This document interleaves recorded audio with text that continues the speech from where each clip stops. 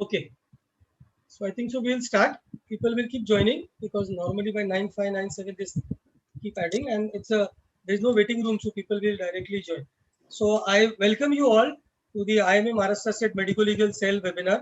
I'll directly hand over to Dr. Pankaj Bhandarkar sir to take. Okay. Thank you, Dr. Ashok Shukla.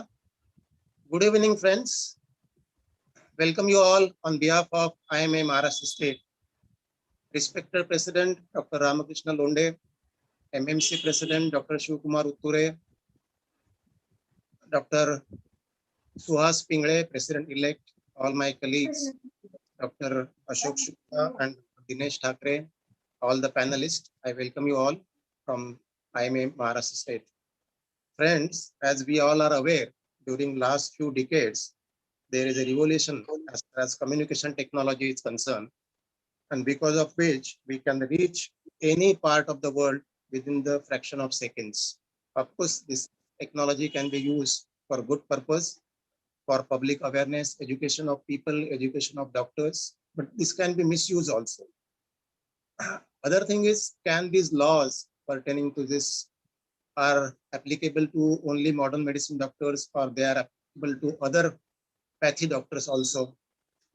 Other thing is, can we advertise as an individual doctor or through our institution? So there are many questions, and to answer these questions, we have very good panelists today. Dr. Shivkumar Utture, who is the president of MMC. We have Dr. Ravi Shankar, a chairman of Medical Legal Cell of IMA headquarters. We have Dr. Jayant Navarange with a fantastic knowledge of law as well as medicine, because these all people are practicing doctors for years together. We have Dr. Suhas Pingle, who has practiced as a family physician more than 4 decades. And we have with us today Advocate Vaishali Bhagwat, who is a cyber law consultant. So we have a very good panel. I'm sure this discussion is going to be very interesting and informative also for all of us. So without wasting much time, I request our president, Dr. Ramakrishna Londe, to address the gathering. Dr. Ramakrishna Londe. Hello, am I audible, sir? Yes, sir. Good evening to everybody. Good evening, Dr. Utture, sir, as another panelist, Advocate Madam, sir, Madam, and all panelists. This doctor and social media is a very wonderful subject. As Dr. Pankaj said, it is double-bladed instrument. It will be harmful as well as it will be useful one. Nowadays, everyone is using this social media, and it is a very effective one. So today we will learn better how to use it. It is double-bladed instrument. So I request all panelists to guide us. I hope it will be very useful to all our colleagues. Now over to Dr. Pankaj Bhandarkar. Yes, Dr. Ashok Shukla, please. Yeah. Over to you. Yes, Yeah. yes. Thank you, sir. Dr. Ashok So Shukla. I would not wasting much time, directly go to the panelist introduction. So Piyush, can you just play the slides of the panelist? So today basically we have come for a fantastic, excellent, different topic, doctor and social media. Everybody know the use of social media is increased and across the world. And we now have seen that a lot of doctors are there on Twitter, Instagram, Facebook. People have their Google page. In fact, people go Facebook Live. They share sometimes patients' data. They share some pictures. So there are a lot of, you can say, gray zone or sometimes not clear view, because unless until there is some complaint, people feel what they are doing is right. And today's discussion is so that our members get some take-home messages and take precautions. So I'll directly go to the panelists. Next slide. Shukla sir, Yeah. there is a complaint that from two delegates that the voice is somewhat lower. Less of everybody, because I am able to hear the voice very clear. It is from panelists. No, it is very low, sir. We are also feeling it's very low. Okay. depends, just see if there is anything from your side you can do, or it is from the end user side of the computer sound adjustment, because I am able to hear all panelists very clear. Yeah, it depends on the individual this phone. Yes. Okay, okay. Or it's also dependent on the bandwidth or the speed of the internet, so that I can tell people to shut down their video. The people, close down their video so that they can hear properly. Mainly This, the I think this will be also helpful. yeah. So people who are not able to listen or maybe voice very clear, they can just close the video. So then if the speed is less, then sometimes the audio might crack. So my co-moderator today, Dr. Dinesh Thakre sir, he is the member steering committee, World Medical Association associate membership. He is going to be with me to moderate the whole session, and also to take the questions from the chat box directly to the panelists. Next slide. So Dr. Shiv Kumar Utture sir, who is the president Maharashtra Medical Council, member National Medical Council, is member Medical Advisory Council, and he is always there for in all our webinars to guide us, and very helpful and a strong IMA state and national leader. Next slide. Dr. Ravi Shankar sir from Chennai, he is the IMA National Medical Legal Chairperson. Very helpful person, and we are always obliged of and helped by getting his inputs for most of the issues which are sometimes not clear answers. He's always helped our members to come out with some take-home messages. Next slide. Dr. Jay Navrange sir, he is executive trustee of IMA Pune. He is chairman IMA MS SSS. Also, he is the member of IMA Maharashtra State Medical Legal Cell. He is a legally qualified doctor, a medical legal consultant. Next slide. Dr. Suhas Pingle sir, President-elect IMA Maharashtra State, Member Advertising Council of India, past Executive Member of Maharashtra Medical Council, a very senior practitioner. Next slide. And Advocate Vaishali Bhagwat, cyber law expert.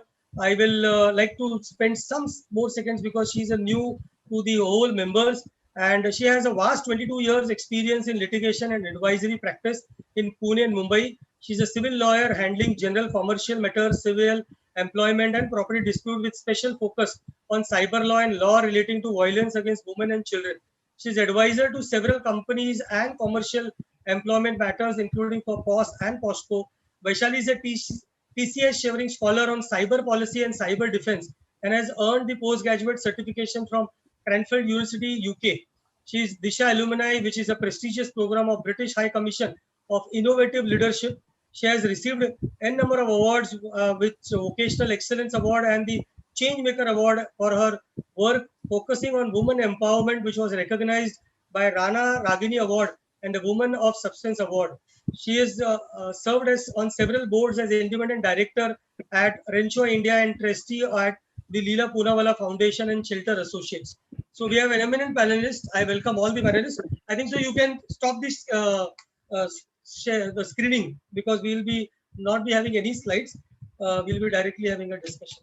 So as in the beginning, I told you the use of social media has gone up, and we feel that people might be violating some rights of the patient or the ethics unknowingly, which can land up these doctors in problem. So we will start with some scenarios first. Doctors' position today of website. Now, what has happened is, because of not only COVID, before also doctors used to have their own website, but now because of digital marketing which has taken over, a lot of doctors feel that I should have my own website, and it should be written on my visiting card also. So I want to know from the eminent panelist, what is allowed for him to write on his own website. So anybody can take, and then the other panelists also can share their views. Yeah, Dr. Pingle. First, let us understand very clearly what is meant by advertisement. By definition, it is a piece of information in newspaper or a picture on the wall or on TV or website or whatever, which tries to persuade people to buy something or to interest them in a new job. And in our case, we will say that to make them interested in new form of treatment. The modern medicine has progressed by leaps and bounds in last 50 years. If we take example of ophthalmology, then all of us know, who are all practicing doctors, what used to be the cataract surgery and now what is the cataract surgery in 2021. Now there is a LASIK operation for correcting the high myopia. So people are advertising on various platforms. As a member of Advertising Council of India in the past, I have witnessed the complaints made by, into inverted commas, activists who are on the lookout for such advertisements by doctors, and they immediately complain. In such a situation, the Advertising Council, which is a self-regulatory body created by funding of the stakeholders, and let us confess very honestly that we doctors have failed miserably in self-regulation. So whenever there is a complaint against a doctor advertising, they will refer it to the council. So that is how, if somebody complains about a website stating that he is trying to solicit patients, then it will go to the council. That is how is the background. Yeah, but sir, I would request Dr. Shukbar Uttri sir to give his inputs, because doctor, he feels that I have to have my website. My friends are having, they have good practice, and he feels that by having my website, I'll be. So now he wants to. He's decided he wants to make his website.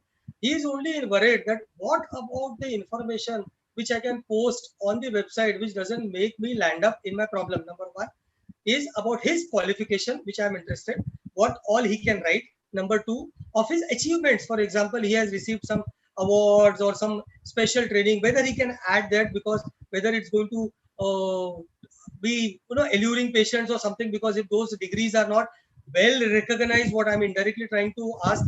Third, what facilities is available and he's in clinic. Fourth part, a lot of time now on their website, they have an booking link also, or they can appointment system also. So these are the four things which I'm interested my members to get guided. So we can start one by one, Dr. Uttri sir, and then the other panelists also can share and help this doctor to create his own website which is legally safe.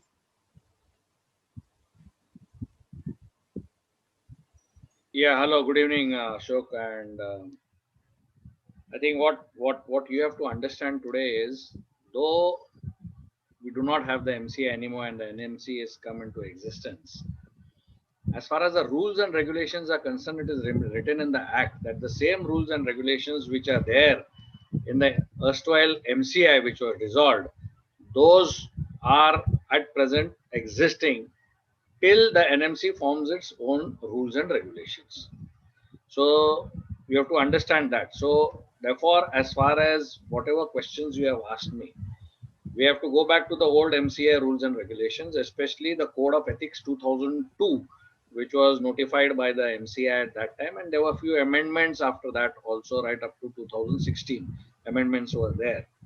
Now, if you read the Code of Ethics, and let me just quote section 6.1.1, soliciting patients directly or indirectly by a physician or a group of physicians is unethical.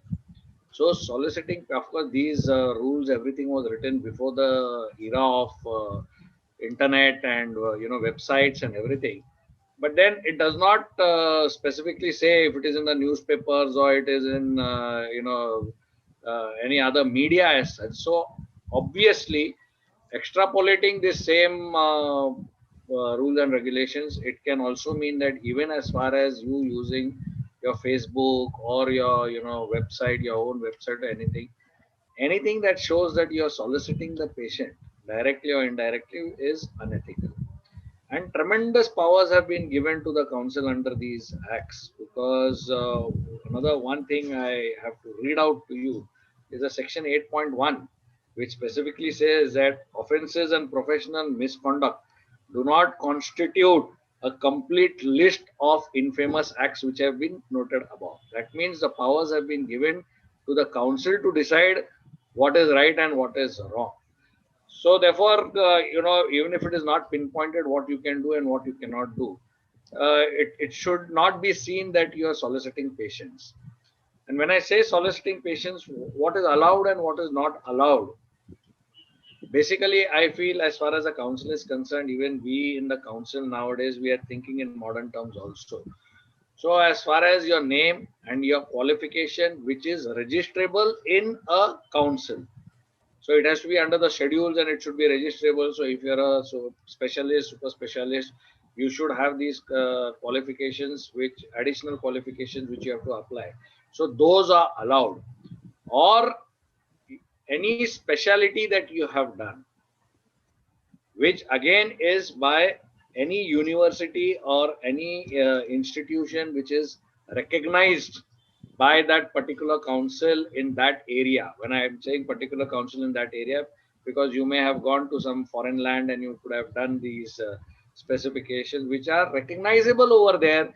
Those are automatically recognizable over here, and you are allowed to. But beyond this, you are not allowed to say that I have the best series of so and so disease treatment, or I am 100% my patients become all right. All such wordings you cannot use as far as what you put as an individual. And then another question you asked me as far as the institution is concerned. See, you have to. It has been defined in section 7.12 that if you have an institution, you can definitely put on the website or even as an advertisement, but the limitations are there of what you can put and what you cannot put. So you can put the name of the institution, the type of patients you are admitting in that institution, the type of training that you are giving over there, and the facilities offered. And last but not the least, which many of us do not understand when when we get complaints, whatever fees you are charging can be definitely advertised. It is there in the act, right? So these are the few things which you are, because not only you should know what is not allowed, but I think it is your right to know as a practicing doctor what you are allowed also under the act to do. So I think in short, I have tried to cover exactly what you're allowed to do as far as advertising is concerned and what you are not allowed to do. So today, what you're allowed to do as per the act in the print media or anything, the same thing can be extrapolated to what you can do on the website or the internet or the Facebook or anything else. Thank you. I would request first all the panelists to comment, then I'll ask. Yeah, Dr. Pingle sir, you wanted to. Yeah. I will just make it very clear by reading what is allowed. 6.1, which Dr. Utture was referring to. On starting practice, you can advertise. On change of type of practice, you can advertise. On changing address of the practice, on temporary absence from duty, on resumption of another practice, on succeeding to other practice, and public declaration of charges, what Dr. Utture said. But here, Dr. Ashok, Yeah. what I would request the panelists that let us make it a brainstorming session whereby the act, as Dr. Utture, who is the president of MMC, has clearly mentioned that this act was formulated in 2002, which is still followed. We are in 2021. There is a thinking in our country that by allowing digital platform for payment, etc., government feels that we can curb the corruption. Okay. Now, it is very obvious that doctors as practitioners are trying to use these modern gadgets, digital platforms, to directly appeal to the patients, to make their worth known to the patient directly. So let us try and make it a brainstorming session where, if not today, at least in future, some of these ideas will be carried for a proper debate and discussion in various public platform, in the council, and the act is enacted by the Legislative Assembly and Legislative Council of Maharashtra, 1965 MMC Act, MCI Act of 1956 by Parliament, and these amendments, whereby we will be able to be with the time and allow ethical doctors. I am putting it into inverted commas because the press, media, politicians, all and so-called activists all have painted the medical profession in the darkest shade, and to state that there are still ethical doctors is not acceptable to all these groups which I have mentioned. So but I know for sure that there are definitely ethical doctors amongst us. So for such ethical doctors, we should be seen as being consistent with the present times and something which is ethical and not beyond the law, that we should be able So to again, I'll discuss go it. on the web page because I am still on that web page. So I want Ravi Shankar sir and the other panelists and advocate madam also to give their inputs. You can directly unmute and give your inputs. Before then I'll ask some more questions connected to the web page because this doctor is still confused. He wants to know exactly because he wants to increase his practice. His other people are increasing and he's stuck. He wants to do an ethical practice. Yeah. Can I? Yeah, sir. Ravi Shankar sir, please, sir. Dr. Pringle was very optimistic of the number of ethical practitioners. But I think Dr. Shivakumar sir will know how much of complaint he might have received against even ethical practitioners. When the public is looking at you in a different perspective of trying to accuse you, I think what is happening right now will have to continue even if it is going to be a digital mode. I am for one has been not been happy about the telemedicine, but telehealth is different. Telehealth is okay, but telemedicine, I think you can't practice telemedicine. It was only for the pandemic. I have practiced telemedicine for a month and I found how much of lacuna was there. I'm not able to come into a proper diagnosis and conclusion. So practically that is not possible. When you allow digital marketing officially by our statutory body, National Medical Commission, I think it is going to be a problem in entire digital mode. Entire digital mode. Our people. Am I audible? Yeah. Now Will be full of digital mode, will be full of the 10 lakh odd practitioners trying to exhibit them. Now know already the corporates, the hospitals, the exclusive specialty clinics, the ophthalmology center, everything are there in the digital mode. Advertising. And if you allow an individual practitioner to do that, it is going to be a very, very unhealthy competition. Even if you have a forward thinking, I don't think the digital market, if they start on digital marketing, then they will come and say, why don't I do a pamphlet marketing on Sunday, insertion in the newspaper, and then advertisement in the papers. See, advertisement in any form is advertisement. Be it trying to take your auto, trying to go around the place and trying to say your name, where you practice, being it in the newspaper, being it in the digital mode, being it in the Facebook, whatever it is, I don't think it can cross the limit what it is right now. We have our own council. Dr. Pringle also was told we have not done our own introspection. We have not done our own restrictions. We have just allowed things. Even right now, all the medical council are just keeping their eyes shut because they don't want to make a problem to our practitioners. There are already practitioners on the website, either themselves or in the hospital or corporates, who do have advertised their name, their qualification. There are times when they put in their patient's achievements, whether the patient's achievement had been got concerned by the patient and then exhibited. These are all the things. Once you allow this to in a bigger extent, it is going to be a problem, and then the public will be still more have a bad opinion against us.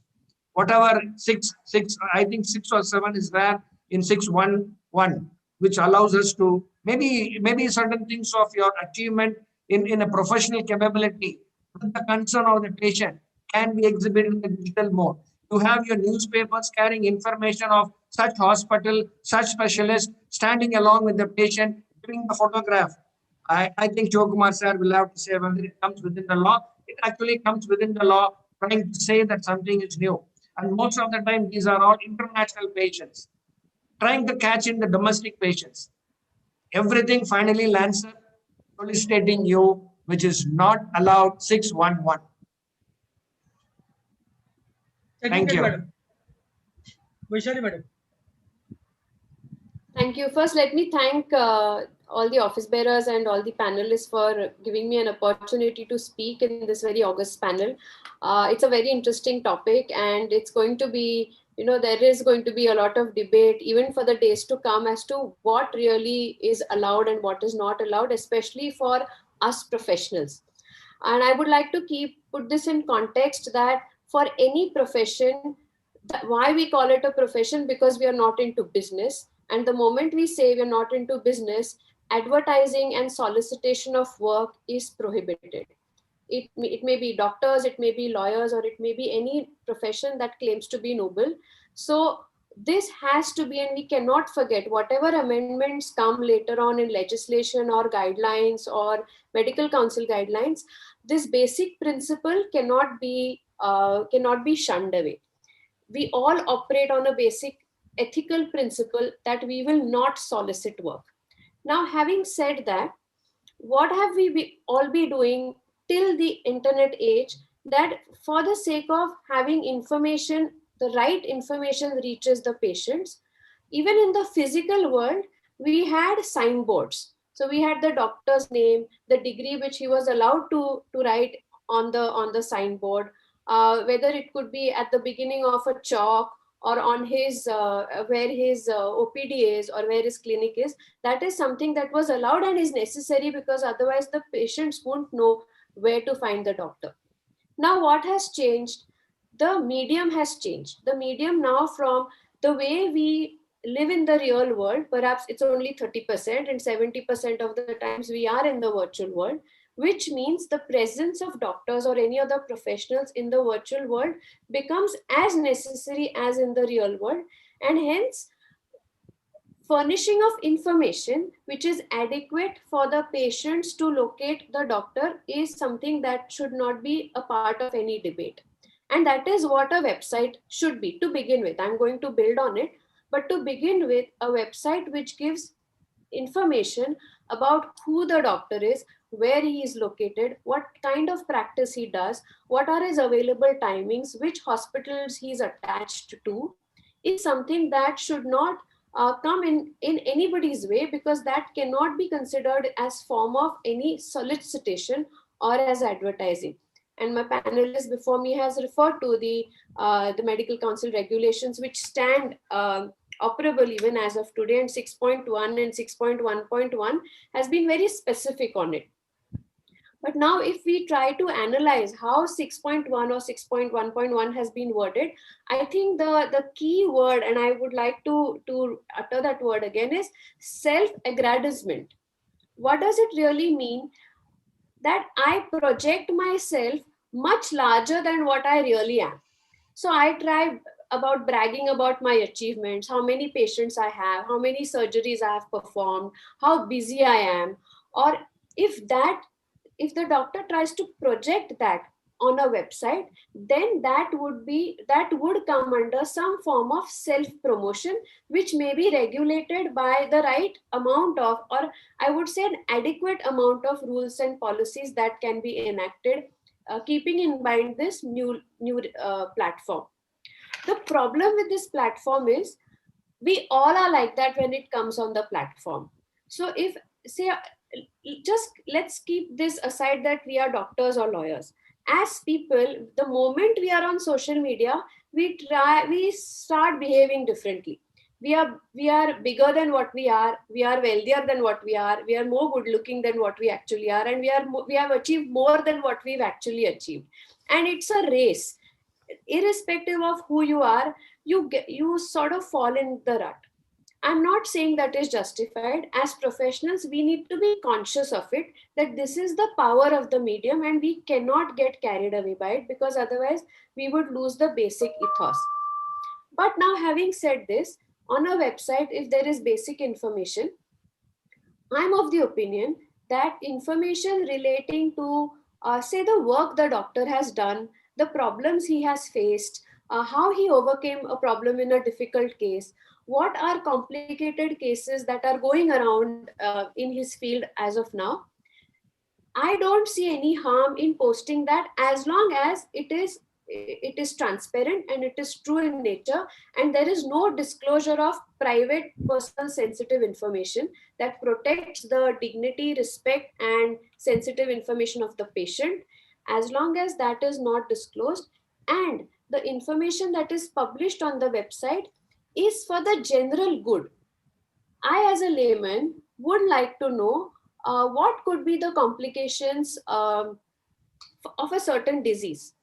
Rather than Googling for that information and getting all the wrong information from all the wrong sources, I would rather read a doctor. I would rather go on a doctor's website and read about that disease from a doctor who specializes in it and who has also said, this is my name and this is where you can find me, and these are my degrees which are authentic. Then I know I'm reading it from an authentic source of information. So as far as that is concerned, I think on a website, as of now, I'm saying in my opinion, because as of now, it's a gray area. If you read the medical council rules as of today, it is subject to interpretation. It could come, because it clearly says he will not do anything to invite attention to him or to his professional position, skill, qualification, and achievements. Now, I feel this is a little regressive now in the information age, where people want the right information. Especially now, we all know how much of false information, fake news, and disinformation is getting circulated.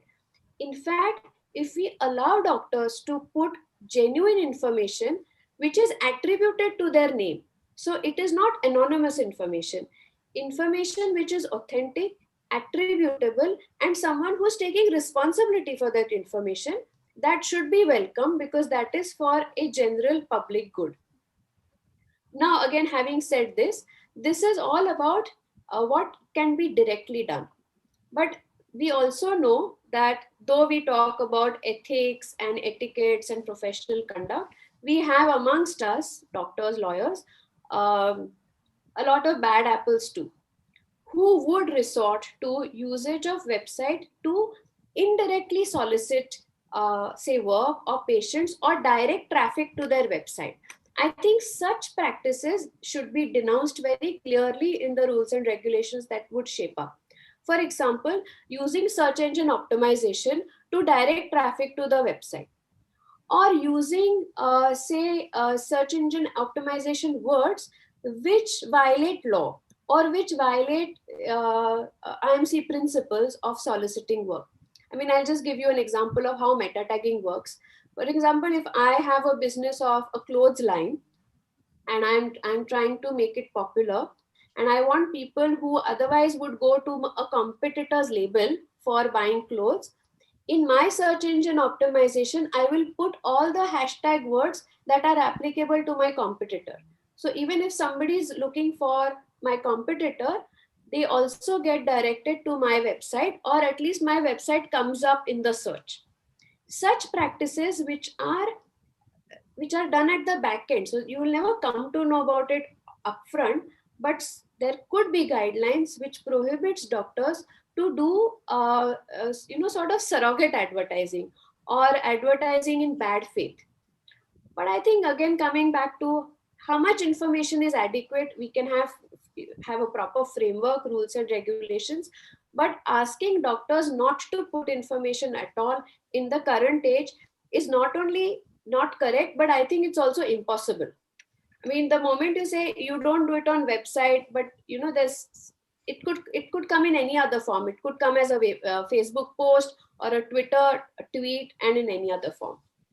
So, I just want to throw one good idea what you said. Like we have NABH accredited hospital, which sees rules, regulations. Can the council create a committee or sort of which can go through this website and say that so and so certified website? So at least patients know these are genuine websites and they have genuine information, at least these ethical doctors will get some space where they can. Dr. Utture sir? Yeah, I think you have touched a nerve which I have been fighting for the last couple of years. As far as advertisement is concerned, see, what you have to understand is these rules, regulations, even the amendments which has come in 2002 are pretty old as of this era, 18 years old, 19 to be exact now. And you know, you have seen how the world has changed in the last few couple of years. So I have been fighting for this right from when MCI was there, where I had written specifically to MCI that it is high time we, you know, have a better outlook as far as this advertisement business is concerned. Especially, I'll just, before going to what exactly I told MCI and which I have also told NMC, and I'm going to take this up very actively whenever the physical meetings start. What you have to understand is, number one, today, if you see, there is no level playing field. So as an individual doctor, I'm not allowed to advertise. But if I'm attached to an institution, especially a 5-star hospital, the hospital is allowed to advertise. And nobody can touch that hospital. So the hospital can say that in our hospital, we are doing such a cardiac surgery, which we have got the best of results, blah, blah, blah, blah. And there is no one who can take action against these hospitals. Whereas as an individual, when I am doing the surgery, I am not allowed to do that. That is number one. Number two, you have to understand is when we were put under the CPA, automatically as professionals and service providers, we have been automatically converted somehow, I would say, just use the same words, directly or indirectly, into something which is not limited to professionals. So when we were put in CPA, that change happened. Another aspect is you have to understand that like in my area, I am practicing for the last 35 years, so everybody knows Dr. Utture. But what about that new person, new surgeon who has started his practice new in my area? Are you giving him a level playing field where you are telling him that he is not supposed to advertise? Maybe in the first time he starts his practice, he is allowed to advertise, but beyond that, he is not allowed to advertise. And how is he going to, because it is his profession, it is his bread and butter. How you have to think about how he is going to, as far as his future practice is concerned, how is it going to improve? So having said all these things, I have coined that word called ethical advertisement, which is there in all the other fields also. And that is why the presence of the Advertisement Council of India is there, to see that wherever advertisement is allowed, you're doing ethical advertisement or not. So I think it is high time that in the future, I always try to look ahead of time somehow. I know as of today, under the law, under the act, we are not allowed to advertise, but change is the only constant which is there. So we have to change also as a council. We have to think about the future, and it's high time we start debating and discussing this concept called ethical advertisement, where the council, of course, the workload on the council will increase to define what is ethical and what is not ethical. But I think the time has come for us to do that, and somehow we will have to push that if the profession, and especially for the youngsters, tomorrow you're going to have a level playing field as far as medical practice is concerned. Sir, very important, sir, because this same doctor is not able to advertise, but when he's working in a 5-star hotel or hospital, and they are able to advertise, and he feels so bad that मैं ही काम कर रहा हूँ, but यहाँ पर मैं बोल नहीं सकता, वहाँ मेरे नाम पे ही वो लोग patients ला रहे. So I think so ethical advertisement, the council has to hurry, sir, because already it's long. I think so because of COVID we have lost 1 year, but I would request, sir, you should take this on war footing and try to help this doctor so that he becomes stress free, and his website also gets that this is ethically approved website, so he's also tension free, and others people don't unnecessarily misuse the system. Dr. Navarange sir, your comment, and then I'll go to the next part of the website. Dr. Shukla, I just had one madam, thing please. about this accreditation that you mentioned. So this could be one way, but another way is also where the doctors could do a self-declaration on the given criteria laid down by the council. So rather than waiting for an certification to come in, and based on a self-declaration, maybe a surprise audit can happen, or periodic audits can happen of websites, which perhaps also lessens the burden of the council, but also puts an entire onus on the doctors to do a self-certification. It's a very good suggestion, madam. But you while have, there might be doctors working in corporate hospitals having a very big legal team, and they will give, and then they will try to defend, saying that my interpretation is different, because law always, they say, you have interpreted this way, but my interpretation is this way. And till that time, from that 1 year or 2 years, through that website, they would have elude good number of patients, which would have already justified their work done. So it's a good suggestion, madam. But the problem is this doctor who's a simple doctor, who is just a postgraduate, he's practicing in his interior, he wants to take the help, but he wants to be ethical also, and he is daily fighting with himself. I know whether I should also tomorrow go and become unethical. He's fighting, he wants to remain ethical. But seeing his friends and colleagues, he is not complaining also. He can complain to the council against them. There are few doctors who do complain. Utture sir knows that there are doctors who complain. But then he is stuck. Dr. Navarangi sir, your comment before one more part of the website, and then we'll go to the next scenario. Yes, I think what the previous speakers, Advocate Vaishali and Dr. Shivkumar have said, I totally agree with them and with their phrases, saying that there is a gray area, because these are the newer developments, and there is very thin line or demarcation between what can be called as information and what can be called as subtle advertisement, because adequate information even can be interpreted as subtle advertisement by someone. So that is a thin line, gray and gray area also. And number two, what Dr. Utture said was the level playing. Sir, at the moment also, the level playing field is not available, because the hospitals are allowed to advertise and individuals are not, as what Ashok was saying. So there is no level playing. The person who can advertise more or spend more on the advertisement, or even the institute which can spend, is naturally bound to get more presence, more footfall, and so on and so forth. One more point, I think Dr. Sanjay Patil has pointed out, that website is compulsory as per the MPCB guidelines.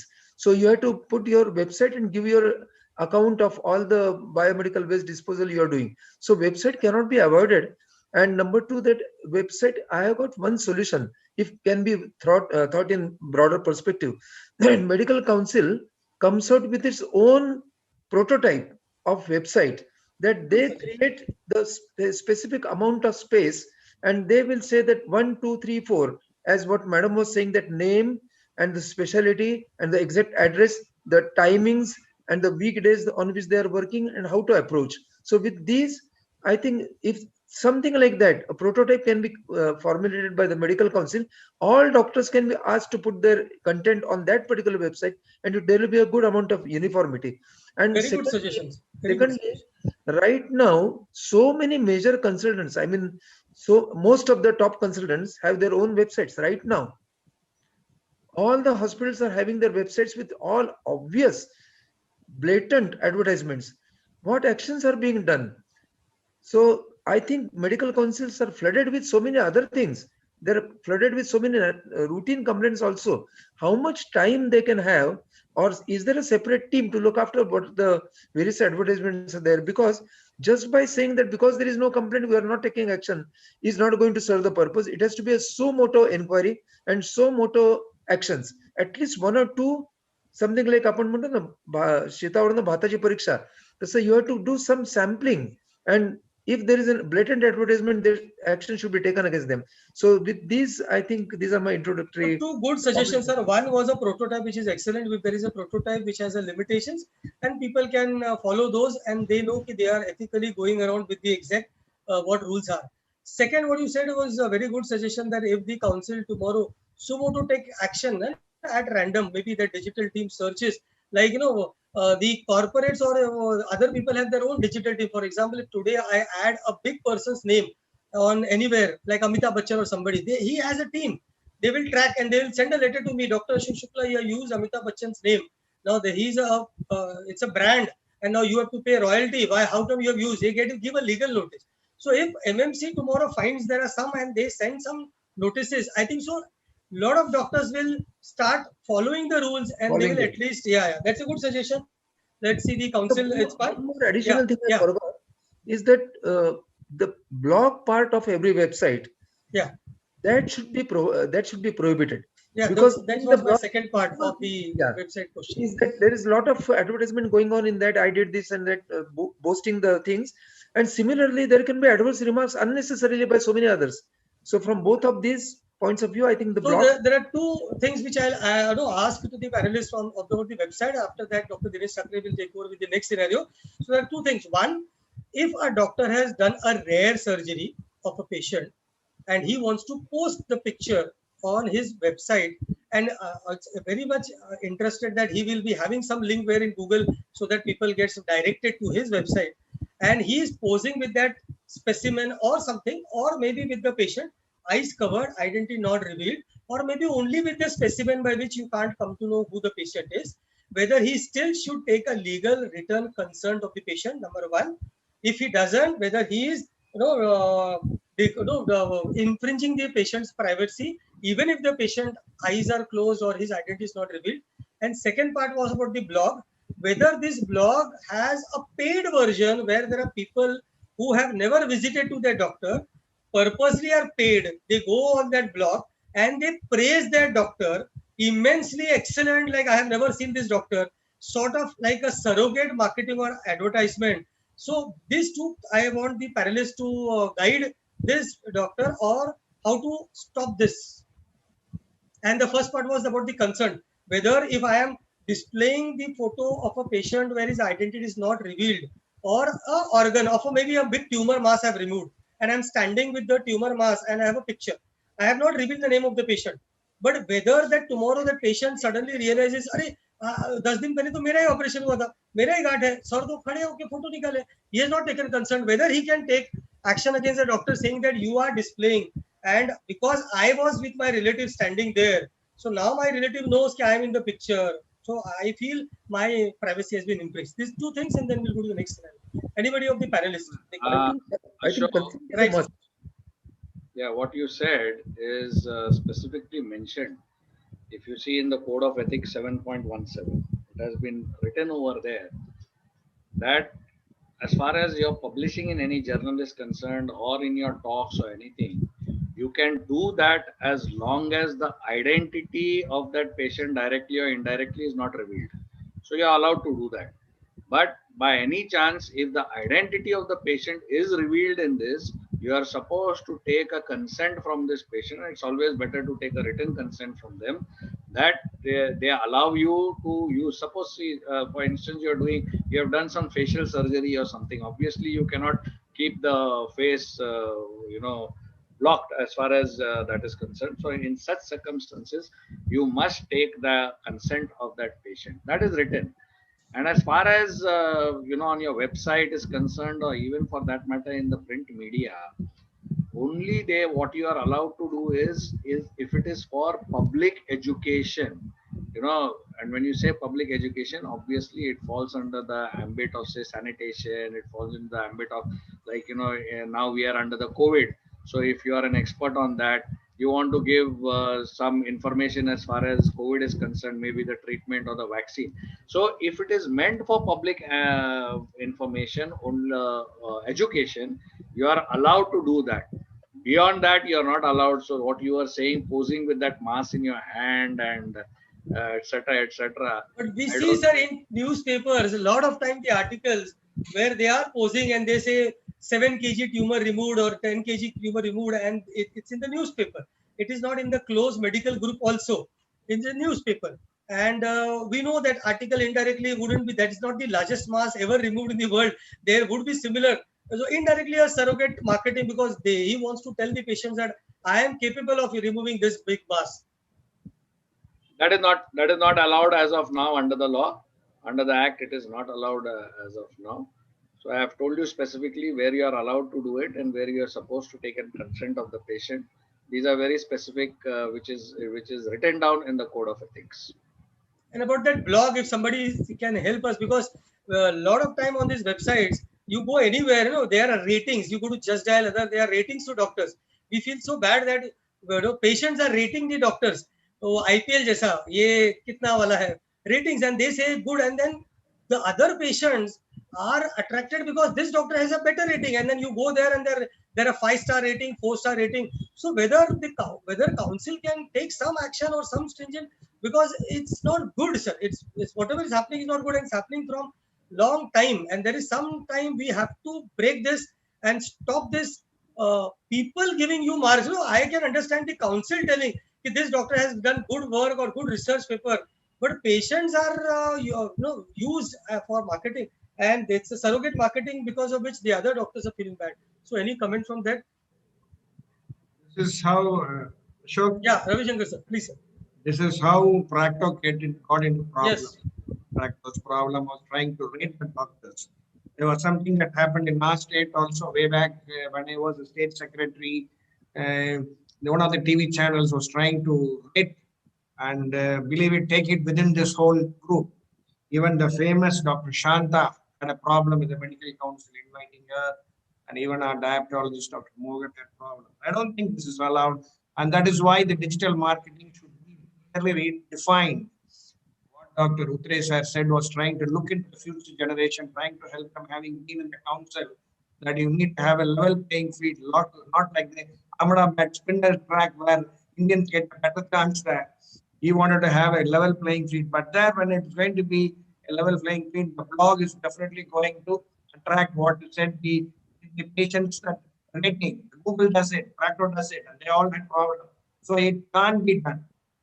It should not be allowed. Rating of doctors on the digital media should be banned right from the advertisement council, rather than we trying to do it. It's a reaction of the public for an information given.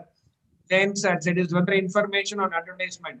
When it is a thin line and are trying to give an information, I'm very clear when you are trying to exhibit your professional excellence in your scientific forum, it is there itself, it is allowed with a concern from the patient. It can't go into the public forum, whatever forum it is. When it goes to the public forum, it clearly needs to have a concern. And most of the time, it is an international patients who come into it. So blogs, rating should be banned by the advertisement council when it involves the individual doctors. And again, trying to talk about hospitals, they are unlevel playing field. That is that. I think Jogmar sir has got a future thinking of trying to make it in a level playing field. I think he will be able to do it. Thank you. Yeah, Dr. Pingle sir from Advertising Council, anything Dr. Ravi Shankar sir has suggested, if the Advertising Council takes this or complains that this is not a right way of giving ratings to the doctors or points, because we don't know whether these are real patients. See, that's a different issue. First part is whether we don't know whether they are real patients who are going on the website and giving. So whether anything can be done on this before, then I will give over to Dr. I will tell you. Right, sir.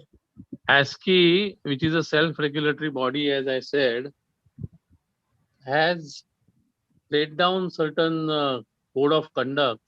It seeks to ensure that advertisement should be legal, should be decent, should be honest and truthful, and not harmful. So exaggerating things that I have removed 8 kilograms of tumor, and what Dr. Ravi Shankar was telling, that going to public, according to me, definitely amounts to advertising. If you put it in your scientific forum, it is a different ball game. It is for knowledge, and you can be critically questioned also. Okay. Whereas the lay people who are not trained to analyze the information which you are trying to pass on in an exaggerated manner is trying to impress upon the patient that you are one up than the others around, you know. In the meantime, just give me 1 minute. I must congratulate Dr. Utture for his pragmatic view.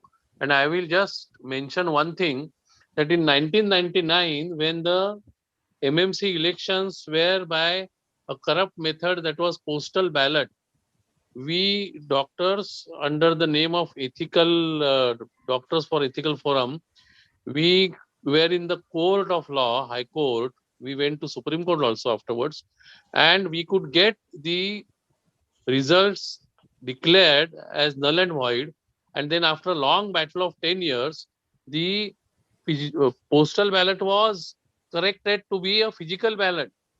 Those days, the registrar used to be the election officer. Now there is a separate election officer, not less than the level of under secretary in the government. So if we are persistent, change can definitely occur. And as he has said, change is the only constant thing in life. So let us all come together and make it a level playing field, as Dr. Utture is trying to say, because we are all practicing doctors. We know what we have to face. And if one has to be ethical, as you are trying to point out, he has to have some legal and ethical way, which is allowed by the council, to tell about his credentials, to the patient. Okay, sir. Thank you, sir. Over to Dr. Dinesh Thakre, sir. Ashok, just Uttar, to sir, close please. this one topic, just as since you have said that, let me tell you that we are very, very seriously thinking about such platforms like Practo. And there is a committee which has been formed amongst the MMC members who are going to study all this and give a report. And once that report comes in, because under the Maharashtra Medical Council Act, one of our duties is to formulate ethical norms which are there. So we will be notifying these ethical norms, and then we are definitely going to take some action as far as such bogus and false platforms are concerned. This is just for your information. That would be fantastic, sir. It would be really a huge benefit to all our members once this becomes a reality. Over to Dr. Dinesh Thakre, sir, for the next. Thank you, Dr. Ashok Shukla.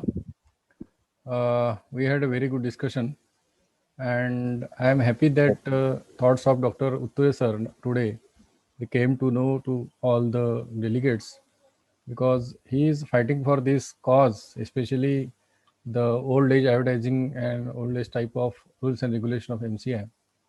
And now he is in NMC, and we are very much hopeful that sir will definitely take these issues. To start with, let me acknowledge presence of some IMA leaders from the out of Maharashtra, like Dr. Shiva Kumar Kumbar from Dharwad, Karnataka, Dr. S.K. Poddar from Delhi. Dr. Shukla sir, please try to get them inside the panelist. Dr. Amitabh Srivastava is Dr. Amitabh Srivastava is a member of National Medical Legal Cell. Dr. Ajay Singh is inside. He is ex-national president from Ranchi. Welcome, sir.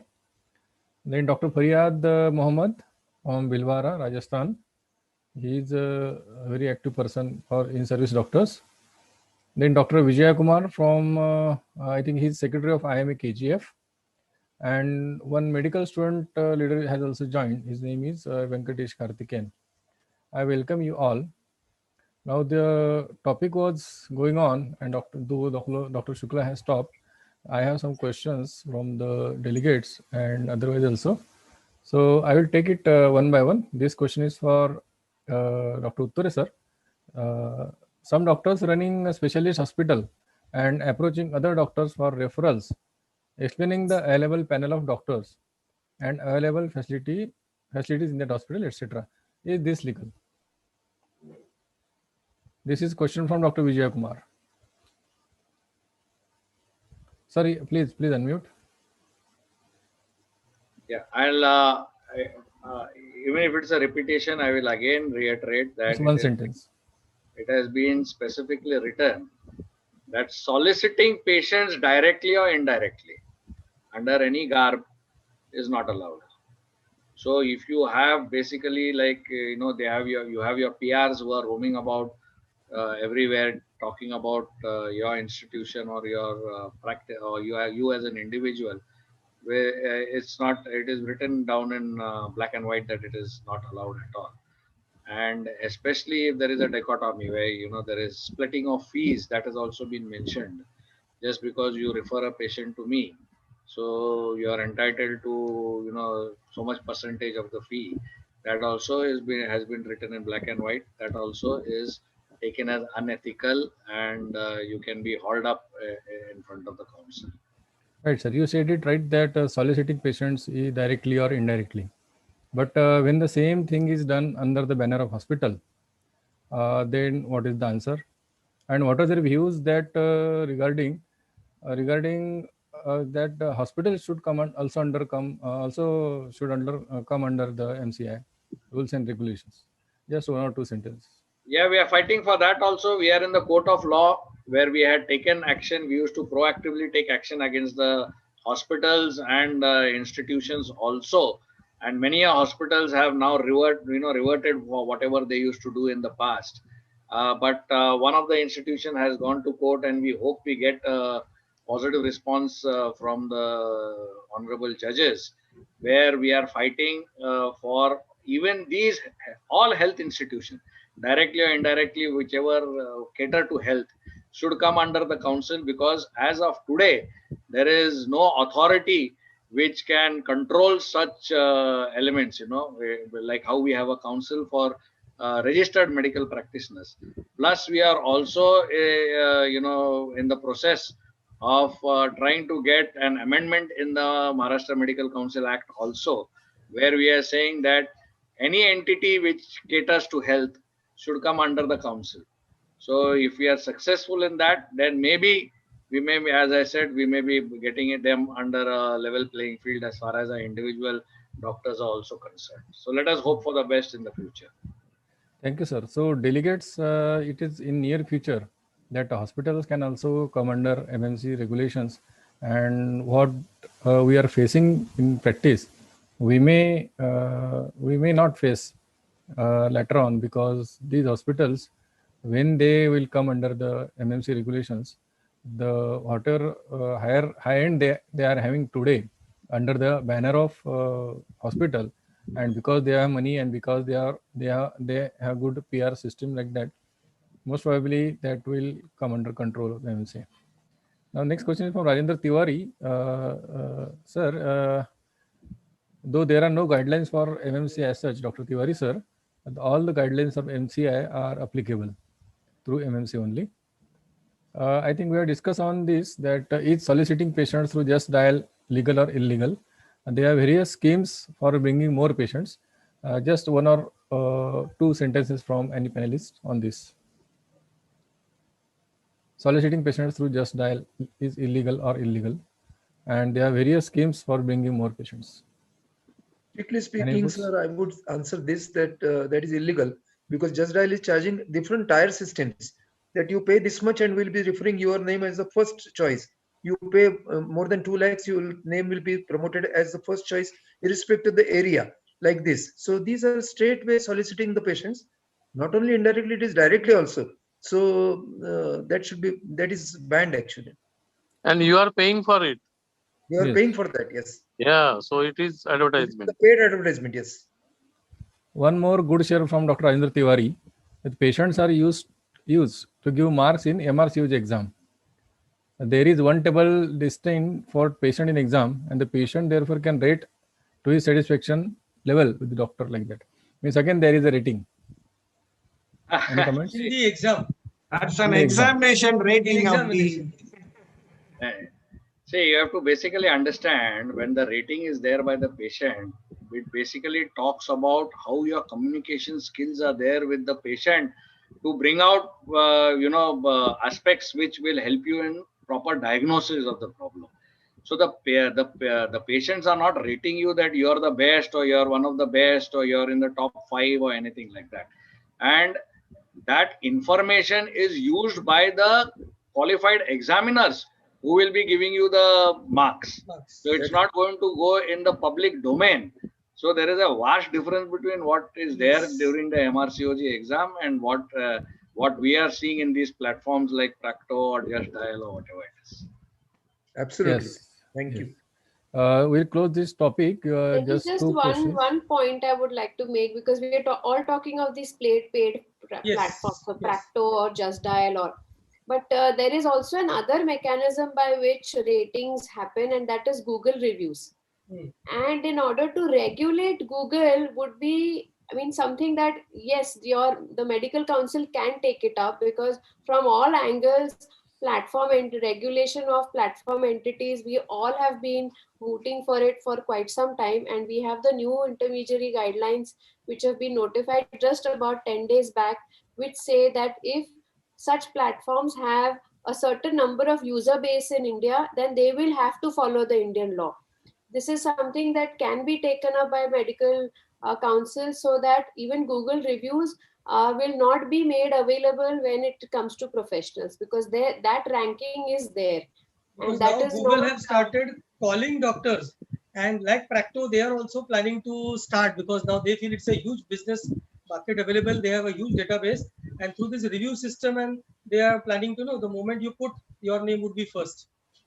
And one more is about the influencers. The influencers community they're getting bigger and bigger. People hire influencers so that they can talk about them. So even that is one area that in a way it goes unnoticed. We've not really realized how much of damage in a way influencers are doing, because it's all about paid promotion and false claims. Topic is vast, though I want to stop, but scenario. there are two just questions. In that, I want from panelists that what should doctor do and what should not do. 2 sentences. What should doctor do and what should doctor should not do. For example, Facebook Live. When doctors go Facebook Live about whatever they had done in practice, or to maybe directly or indirectly soliciting patients. So in one sentence, what he can do, and in another sentence, what he must not do.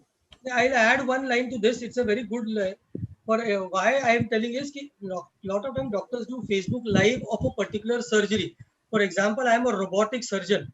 Now I want other surgeons to attend, so that I market my operative skills and they refer me patients.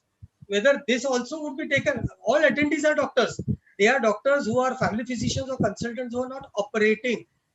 I am just there. I am making them to attend my Facebook Live this surgery, so that they send. So whether that is also an indirect or unethical marketing. So let me just begin with something very basic, and then I'll just stop at one line. Whenever there is anything that gets published or on video on Facebook, it could be for the public at large on an open page, or it could be for closed groups. If we are talking of closed groups, that is a surgery going live for other surgeons to look at that surgery, I don't think there should be any problem in terms of regulation. But if it is, say, the way we have it as YouTube Live, and it's a live public channel, then of course there will be problems. Exactly, in simple words. Any more panelists want to add? Yeah, I think what Madam said is absolutely right. You have to define if it's in the closed group or it is going public. If it is going public, it has to be, as I have already said, that it has to be for public education. So it has to fall under that category. It is not that I have done this, I do this like that, I am the best. You cannot do that. As far as closed group is concerned, I think classically I can give an example where everybody will understand is that when we have a conference, we have a souvenir which we release during the conference, which contains a lot of advertisements. Now that is allowed because that is in a closed group. It is that is allowed for you to do. But the same advertisement, if you try to give tomorrow in a newspaper, then it is not allowed, because that goes into the open group. So this is in simple terms, I think, which Madam Bhagwat has already told you. As Madam already you have told about influencer, what is your comment on doctor having their own YouTube channel? For example, I am having my own YouTube channel and I have 5 million subscribers or followers, and I am giving some information related to medical field. But whether that is also indirect marketing, because I am getting famous by those number of people joining my YouTube channel, following my YouTube channel, listening to me, because they know I am also running my own hospital, number one part. Second, I am also getting some incentive from the digital company because I have so much followers. There are a lot of now people who run good number of YouTube channels. I know few doctors also have their YouTube channels with good number of followers. If you want, I can tell their names also. There is Dr. Animesh Gupta from South Delhi, 3.8 million followers on a TikTok page. and then I have a number of who have huge number of followers. So whether these information shared, number one, they might be good information for public viewing, as Dr. Uttari sir already would have told, as a public education for information. But whether this also can be self-marketing, because they are also running their own hospital. People are getting attracted to them. They might come. So whether Again, this or Dr. this is Shukla, ethical.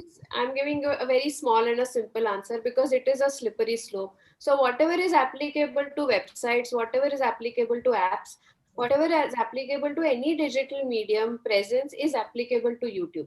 So if it is within those four corners of, say, public education, done with full transparency, responsibility, and ethics, then that it is something that even if he has more than whatever number of followers, we really can't stop that, because anyway it's good service. But it will be, of course, it is form of surrogate advertising, or it is a form of having your digital presence all the time. But that is something that we spoke about needs to be adequately regulated. Dr. Ashok, may I? Yes, sir. Yes, sir. Dr. Joshi. Yeah, Dr. Ashok, just a small intervention. Social media is well-defined word. Social media means it is social media, and what you said about the YouTube, whether it is Facebook, whether it is Instagram, if they are going to social media, it amounts to publicity, and they are liable for the under the rules of MCA for related punishment whatsoever we have. I will not give the term and conditions what are they, but once you go to social media and say these things I'm doing, and YouTube is a social media, you cannot go for that. So to at present, promote yourself. At present some amount of surrogate marketing is going on, maybe, but ethically, as already Uttari sir told, for the level playing, maybe some ethical advertising or something would be. I was just listening. Yeah. I was just listening to Shivkumar Uttare. Right. He is very correct that because when I was the national chairman of the IMA Academy of Medical Speciality, that time I was very much particular about one thing, that we should know when to retire, the doctors also, because the youngers, because we assess ourselves by what we are capable of doing, but people assess us by what we have already done. But the youngsters, as they have just entered the profession, at least there is some lean period for them. So far as in our state, a small state like Jharkhand, the professional tax for first 2 years are being not taken from the junior doctors, means those who have come in the practice for first 2 years. After that, it is 2,500 per year. So things are just to promote them. We, the seniors in the medical profession, have to do something. Otherwise, they will go in the hands of the corporate hospital, and through them, they will get themselves promoted. And finally, our purpose will be defeated. And everything will come under the medical ethics. Because once a cardiothoracic surgeon who has been highlighted, he cannot come out from the hospital and say, no, I am no more a cardiothoracic surgeon. No. So we have to be very clear in this. And what Dr. Uttare has said, I agree with him 100%. Yeah, Thank you, sir, for your inputs. Yes, sir. Yes, sir. Now it is 10:20. I had to shift to the other subject. I just want to tell delegates that the same thing applies to WhatsApp also. If you have some specific question, you can divert your questions to me or Dr. Shukla. Now, next very important question is, what are the legal provisions for punishing a person for spreading false rumors about health professionals? That is another thing happening. That is social media trial. Sometimes social media platforms are used to defame medical professionals. What are the ways to counter that? Now, this can be legal, ethical, unethical, all the things will come. I want to start with Advocate Vaishali Madam, with the legal way outs, what are they? And then Dr. Uttare sir, and then other panelists. Vaishali Madam. So I'll refer to two legislations. One is the Indian Penal Code and the second is the Information Technology Act. Under section 66A of the Information Technology Act, which directly spoke about any information that would bring disrepute or is blasphemous or would harm the reputation of any individual, there could have been a complaint under 66A. However, it was struck down by the Supreme Court few years back. and it has not been replaced by any other section. Why am I pointing it out? Because there is a lot of confusion whether because it is online, then you have to go under Information Technology Act. But as of now, there is no provision under Information Technology Act. The only provision available under the Act is you can ask the platforms to take down content under two rules. One is the intermediary guidelines which have been notified. So you can ask for a court order to take down content, and that can be done either through court or through a body called as CERTIN, which is Computer Emergency Response Team, which is a central government body, and that also can be that body also can give a takedown order. The platforms on their own also can take down if they are satisfied as per their community standards that a certain information is unlawful. Then they are under an obligation to take it down within 36 hours from the date of notification. This is about the IT Act. About IPC, we have the famous section of 499, which is defamation, that will be applicable in a scenario like this. That is a criminal penalty. It is a offense that can be registered only before the court of the magistrate, and it is not, an FIR cannot be filed. So you have to go to court to register a complaint. And the third available remedy is a civil remedy for seeking damages for defamation. So I think these three in a way read together. And the first is in any case when any content is online, the first remedy has to be a takedown remedy, because the damage it causes, we call it as a snowballing effect, because the way the information gets circulated like wildfire, it has to get arrested first. So that should be the first step anyone should take. Right. And presently, the Pandemic Act and National Disaster Management Act, they are also in the field, and that's why if something is happening, like spreading rumors regarding the corona by involving the name of some doctor, wrongly involving the doctor and spreading the rumors about the corona, I think they can also come under the Pandemic Act. And madam, I want to ask you about the WhatsApp. It's known that Facebook can remove the content or YouTube can remove the content, but many times the things spread on WhatsApp, and then it is very difficult how to go about the things, rumors going on in the WhatsApp, or not rumors, but any defamation contents going on in the WhatsApp. Are there any remedies regarding WhatsApp? So whenever a platform like WhatsApp, which claims that there is an end-to-end encryption, and WhatsApp per se does not have any visibility as to content, so WhatsApp will wash its hands off, saying that we do not regulate content, and they're also not expected to do that, because it's a completely different debate. Because the more control you give to WhatsApp to regulate content, it directly affects our right of freedom and speech and of expression. So there has been a whole lot of debate as to how much power should platforms have to self-censorship in a way. So should they censor content? So they do not come under the ambit of any law. They say we are mere intermediaries, we are mere conduits where we pass on information from one source to another. The source is responsible for the content and perhaps the receiver. We are just transporters of information.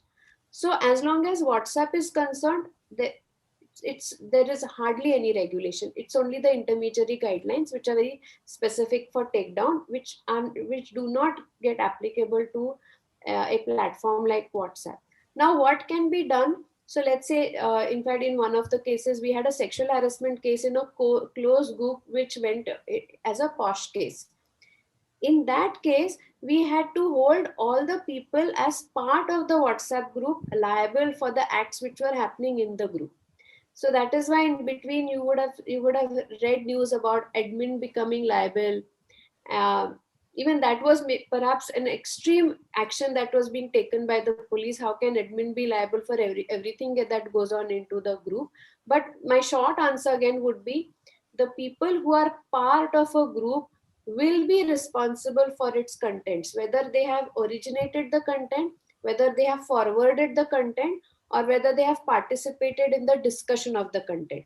The question would be, what about silent spectators? But they cannot completely be absolved of a liability of a content of a group that they are part of. Right. So in today's scenario, WhatsApp is the most damaging, and they don't remove the contents. So what are the remedies, like going to police station or going to court? Going to the police station against the people who are generating the content. Because what WhatsApp can give us is from where the content has originated. Right. That is possible. It So takes this- time, but it is possible. But WhatsApp will never talk about content because WhatsApp will claim that they are not aware of the content because Right. it's end-to-end encrypted and they don't store, is what the claim is. So this is take-home message for delegates. If anything is going wrong in WhatsApp groups, it is spreading like fire. You have to go to the police station with the what are the contents, with the prints, with the photos, and immediately you have to file an FIR that these things are happening, and make this thing, that is you are doing complaints or making some legal actions. You in the return make it spread the thing that you are taking the action, because this such thing has happened. And when public groups in the WhatsApp and even reporters came to know that now that person is going to the police, they came to that person and they just begged him to take back the complaint from the police station. Next panelist to answer this is Dr. Uttare sir. Sir, any inputs? Yeah, basically, see what has happened is, though there are huge advantages of these platforms and this, definitely they have made life much more easier for us. But one of the greatest disadvantages, the reputation which is basically slaughtered by these platforms. And as you know, our profession is such, the medical profession is unique, that everything depends on our reputation. Once the reputation goes, as far as we doctors are concerned, I think that has a very, very bad effect on our practice in the future also. And many a times we cannot, come out of that hole that we find ourselves in. As far as the council is concerned, unfortunately, it is written in the act that we, if at all we can act only against the doctors who are registered, the RMPs who are registered under the council. So we have absolutely no jurisdiction beyond that. So if it is that one doctor is defaming another doctor and we get that complaint, definitely we can look into that matter. But if it is an XYZ who is not a medico registered with us and he is defaming a doctor, unfortunately, we cannot do anything as far as that is concerned. But now here is the role of organizations and associations, which is very, very important. So if we find that some doctor is being defamed by them, I think that mental on part of that doctor can be taken up by the organizations. And just as his name has gone viral, defaming him, I think similarly, just now you gave an example of how you can go to the police, and that can be made viral by the organizations or the association to which he belongs to. And to some extent, it can definitely counter whatever the bad publicity that he has got. And as far as we can, we can only hope to do that through our organizations, but the council per se has no role to play over here legally. Right. Dr. Naurangi sir, any addition? I had come across at least 2 cases in which the Facebook defamation occurred against one senior lady gynecologist practitioner, and it was all falsehood, all wrong interpretation of the actual facts, and she got the information through her daughter stationed in USA, that within about 2 hours or so, that she asked that, "Mommy, what has happened? There is this Facebook post on this." So defamation spread like wildfire, much more than wildfire, I suppose. And some inhibitory mechanism has to be there. About WhatsApp, Madam has said very well, and that would be the way to go forward. And what Dr. Uttare said, I agree that here is the role of associations to help such a doctor. Right. Dr. Ravi Shankar sir? May I? Yes, sir. Dr. Ajay Singh. Dr. Ajay, just one example, what Shivakumar Utre just said. Very recently, our health secretary had said about the doctors, if people read medical science, because they have to work less and they get a larger amount or huge amount of dowry. These were the comments.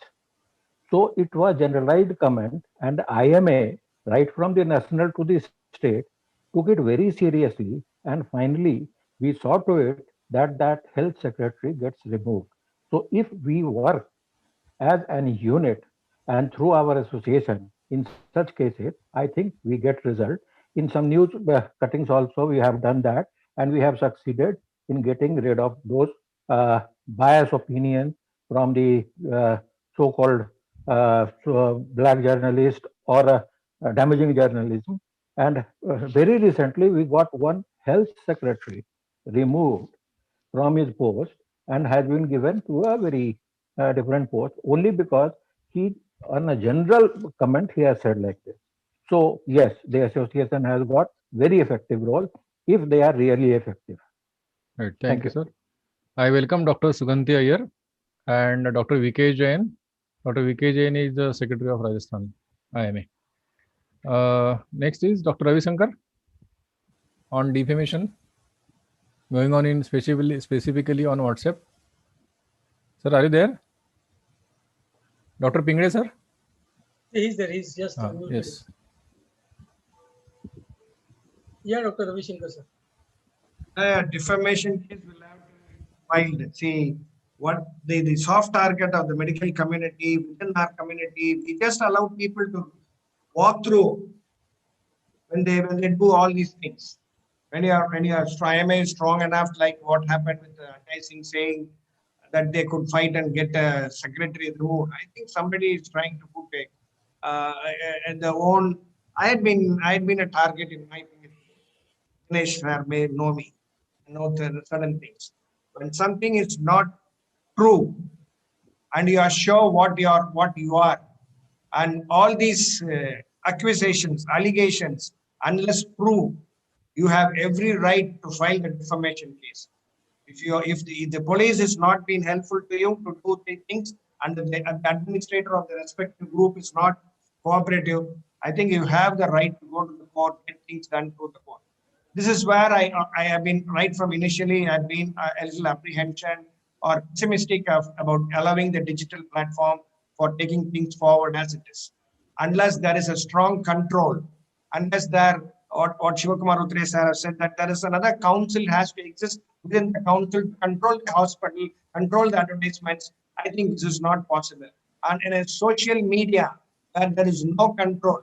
I think the admin should take forward. Number of times admins have been warned. Within the group itself, they get a warning that this thing should not be possible, but still somebody will be trying to give a comment on it. And I think defamation case should be filed, should be taken to the court. Unless things happen strongly, things will go out of control, and nobody can really blame the people unless you take the law by your side and take action on it. Thank you, sir. Right, sir. Dr. Shivakumar Kumbar, Dr. Amitabh Srivastava, Dr. VK Jain, Dr. Sugandhi Iyer. I want one sentence comment of all of you on this topic specifically, that which is not covered till now. We'll start with Dr. Pingre sir first. Dr. Pingre sir. What is the question? Sir, defamation on social media. Defamation on social media. I think Advocate Bhagwat will enlighten us on this. Okay, sir. Do you have some comments on this? Dr. Pingre, sir? No. Okay. I don't think. Dr. Shivakumar Kumbar? Yeah, Dr. Dinesh, it was a wonderful session, wonderful interaction, and I had a lot of doubts and got it cleared. And I have something to add to it, but it's too late. Tomorrow, definitely, I'll be in touch with you and I'll mail to everybody.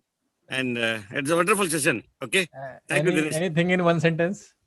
It was a wonderful, I would say that. Okay. It's a wonderful session, interaction session. Right. Uttray sir and Ravi Shankar sir and a lot many. Okay. They posed a lot of, there were a lot of gray areas, but they cleared it. That's what I would say. Okay. Dr. Amitabh Srivastava? Anything to add? Any comment regarding defamation doctors on social media? Sir? Yes, sir. I just would like to say that we should not let such cases slide by and fight every instance so that such instances are not repeated in future. If we just let them slide by, then of course the cases would increase.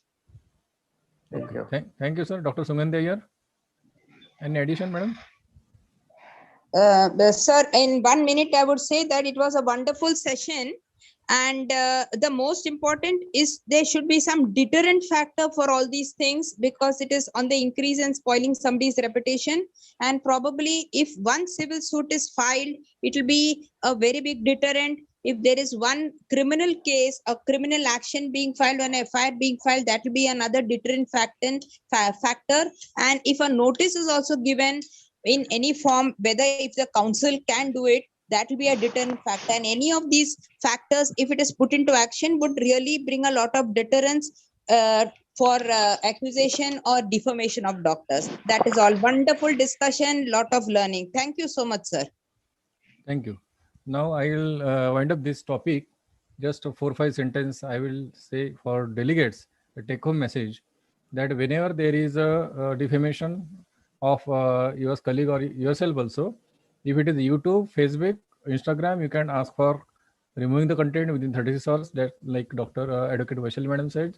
But main problem is about WhatsApp. Whatever such thing happen, immediately take the meeting and prepare a message that we will be making police complaint of this, and give it to the paper also, go to the police also. Even you can give a NC complaint like that, but spread it like anything that we are going to police and we are going to file a FIR.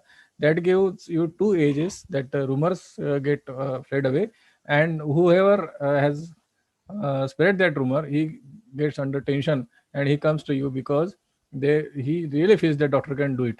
So over to Dr. Shukla. Thank you, Dr. Dinesh. I think so. It's already 10:39. That's why I give it to you. So it's a huge topic. I think so. Maybe in future more scenarios we'll be taking, but today we discussed 2 important. One was website related, again the blog, Twitter, YouTube, everything, and the second was doctor's defamation on the social media. Already you have summed up very well. So and there are no more questions also now in the question answer the chat box. So I will directly invite first Dr. Pankaj Bhandarkar sir for thanking you, and then I'll wind up. Dr. Bhandarkar sir or Dr. Londe sir, your comment sir, as a president I am Maharashtra State. Dr. Ramakrishna Londe sir.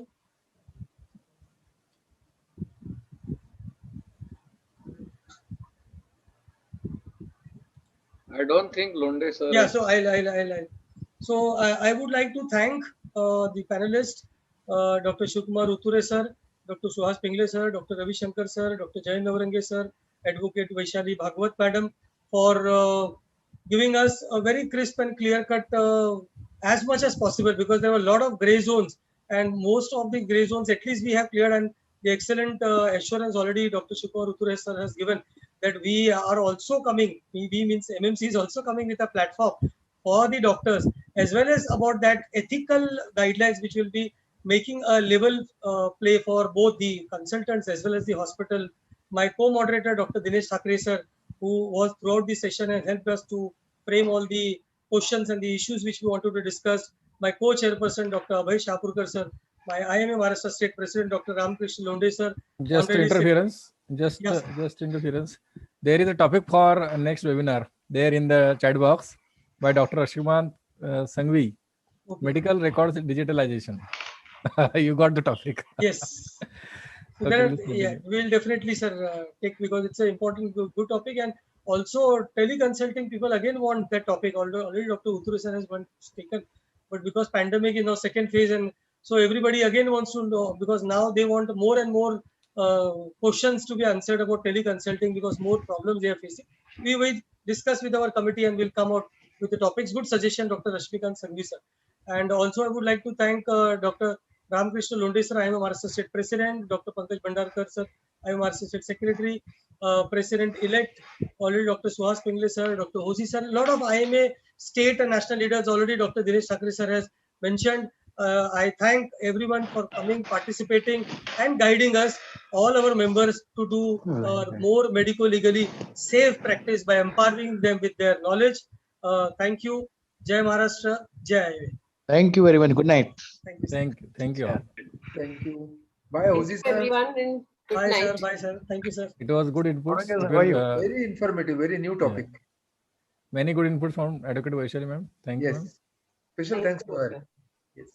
We'll It be was a looking very forward interesting- again, madam, with you more and more. Wherever digital topic is going to come, now you are going to be one of the panelists. Absolutely, As absolutely. our Ashok Shukla finds new topic. Thank you, Like sir. the topics come from Ashok Shukla. Thank you, sir. Thanks a lot, Thank sir. you. Thank you, sir. Thank you, sir. Thank you. Good night. Bye. Good night. Good night. Yeah, Good and the DigiShield, I forgot my technical partner, Yes, sir. DigiShield Deepen, because of whom they also work with us and helping us to create this platform, because managing sometimes very difficult on our own. So thank you, DigiShield, for being our technology partner for this program. Ashok Shukla, thank you everyone. Thank you, sir. You are Ashok- always there, and we thank you. Yeah, Shiva thank you, Kumar, thank you, sir. Ashok. Thank you, sir. Thank you. It was so nice, sir. Okay. Thank you, sir. Thank you. Thank you. Thank you, Navaranga, sir. Okay, okay, right. Thank you, sir. Thank you. Thank you. Sugandhi, I hear, madam. Oh, thank you, thank you. Piyush and Deepen, thank you. Okay, bye. From Yes, yes. Thank DigiShield. you, I think everybody. now we end Thank the you all meeting. so Thank you, much. Sugandhi, madam. Yeah, thank you so